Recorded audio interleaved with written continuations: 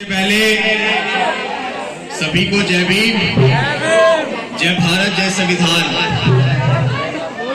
आप सभी को डॉक्टर बाबा साहेब अम्बेडकर की जन्म जयंती की अग्रिम बहुत बहुत बधाई और हार्दिक मंगल कामनाएं। एक बार जोरदार नारा लगा के इस बात की उपस्थिति दर्ज कराएं कि आज गाजियाबाद की चरण सिंह कॉलोनी के अंदर समाज के लोग हमारे रहबर, हमारे मसीहा की जन्म जयंती को मना रहे हैं। तो नारा इतनी जोर से लगाएंगे कि लोगों के घर घर तक पहुंच जाना चाहिए। जो समाज के लोग भी बाहर नहीं निकले उनके कानों तक भी पहुंच जाना चाहिए नारा। तैयार हो? जय जय जय जय जय भीम,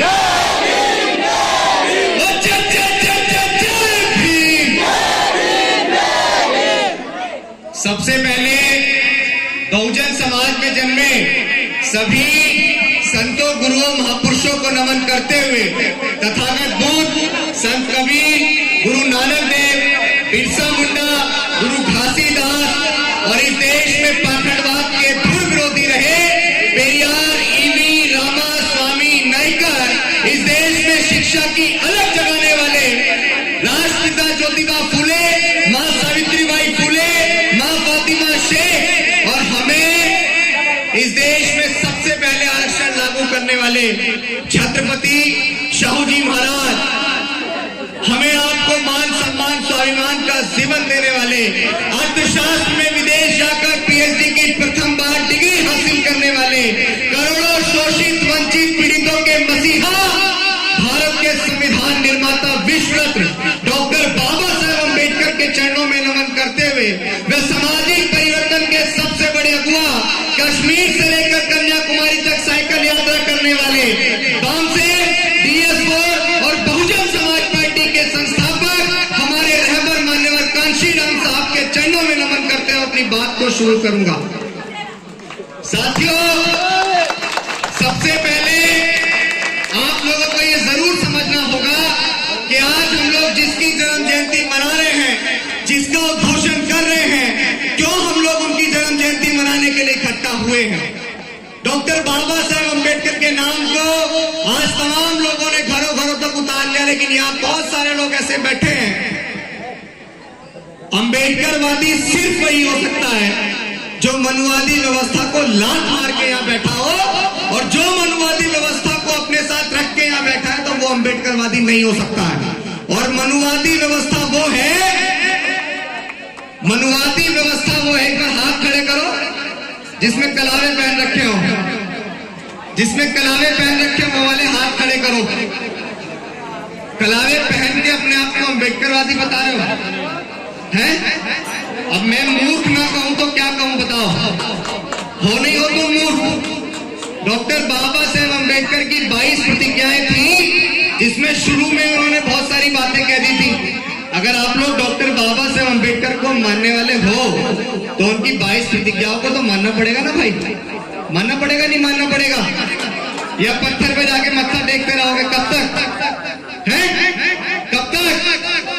अगर आपकी कोई देवी है तो आपकी देवी है मां सावित्रीबाई फुले, जिन्होंने अछूतों के लिए और महिलाओं के लिए सन 1848 में पहली बार इस देश के अंदर विद्यालय खुलवाया।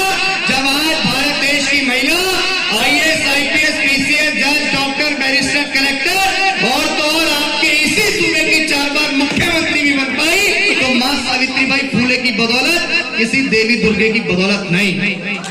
लेकिन हम लोग आज भी आडंबरों में हैं, हम लोग आज भी पाखंड में हैं। दरअसल प्रोग्राम बहुत सारी जगह होते रहते हैं। पदम भाई हैं जिन्होंने पिछली बार भी बुलाया और इस बार भी बड़े जिद के साथ बुलाया। मैं चाहता तो यहाँ आप लोग बहुत अच्छे से जानते हैं कि पैर रखने की जगह भी नहीं मिलते आपको, इतने लोग यहाँ होते।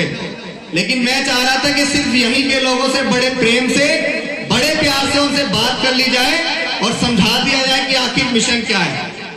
देखो, बड़ी जिम्मेदारी से, मैं कोई राजनीतिक व्यक्ति नहीं हूं, न मैं कोई बहुत बड़ा संगठन चलाने वाला व्यक्ति हूं। मैं तो दो टूक में सिर्फ एक बात करता हूं, और बात यह है कि हमारे रहबर मान्यवर कांशी राम साहब, डॉक्टर बाबा साहेब अम्बेडकर के नाम को मरणोपरांत भी जीवित करने वाले वो शख्स जिन्होंने कश्मीर से लेकर कन्याकुमारी तक साइकिल यात्रा करके जातियों में बटे समाज को, टुकड़ों में बटे समाज को, जिनको हम लोग जाटव, वाल्मीकि, कोरी, कुर्मी, पासी, धोबी, थानू, कही, गडरिया, गुर्जर, जाट, नाई, यादव, तेली, कुमार, महार, डोम, पटेल, मुस्लिम और तमाम उन जातियों में जानते हैं जिनके पुरखों के साथ शोषण हुआ, जिनके पुरखों को कभी सम्मान से खाट पर नहीं बैठने देते थे, जिनके पुरखों को कभी सम्मान से किसी नलके से पानी नहीं पीने देते थे, जिनकी महिलाओं को अपने पति के मर जाने पर सती हो जाना पड़ता था, उन तमाम लोगों को एकजुट करके मान्यवर कांशी राम साहब ने बहुजन समाज बनाया।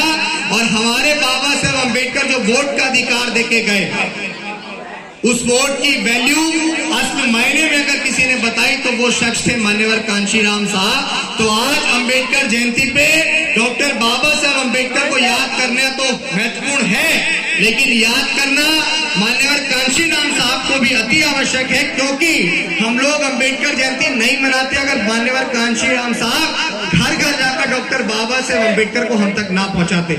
उनके लिए एक छोटी सी नज्म गाऊंगा, आप लोग बड़े ध्यान से सुनना, और लगातार प्रोग्रामों में रहते हैं, बोलते ही रहते हैं, कहीं सोशल एक्टिविटी की घटना भी होती है तो गला बार बार सूख जाता है, पानी दे दो भाई।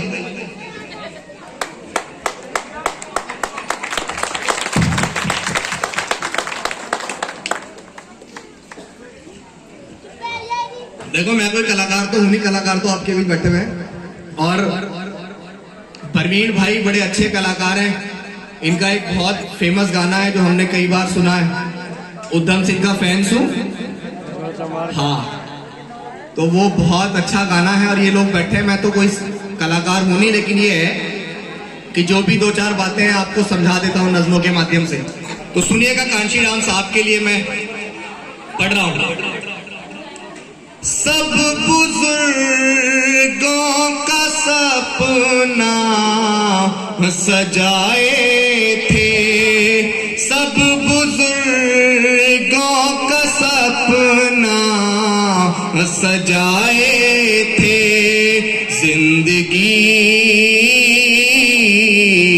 बन के आए थे, जिंदगी